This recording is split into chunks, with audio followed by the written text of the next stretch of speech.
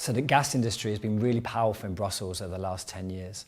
And the way it managed to get a pride of place in the era of policymakers was by saying it was the clean fossil fuel. So it ditched coal, threw coal under the bus and said coal's a dirty fossil fuel, whilst gas was the clean one.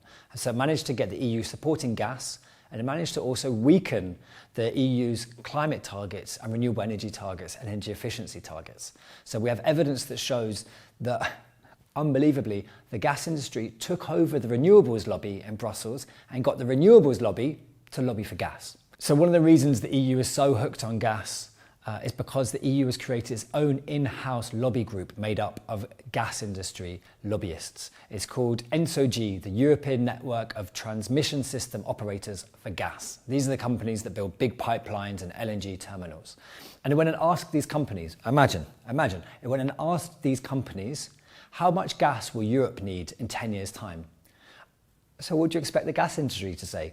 Loads. It consistently overestimated how much gas we would need. And what does that mean in reality?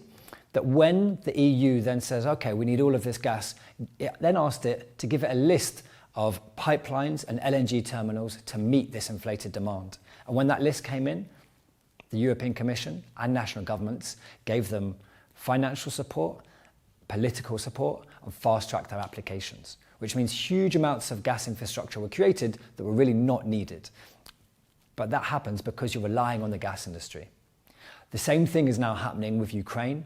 Who has the Commission turned to? It's turned to the likes of BP and Shell and Total and Eni, rather than trade unions, rather than energy poverty experts, rather than housing justice groups or climate justice groups. It's turning to the same companies who got us into this mess to try and get us out of this mess, which is a disaster waiting to happen. No wonder we're building loads of new infrastructure that we don't need, and we're not moving towards renewables, energy efficiency, insulating houses, and taking the energy system back into public hands.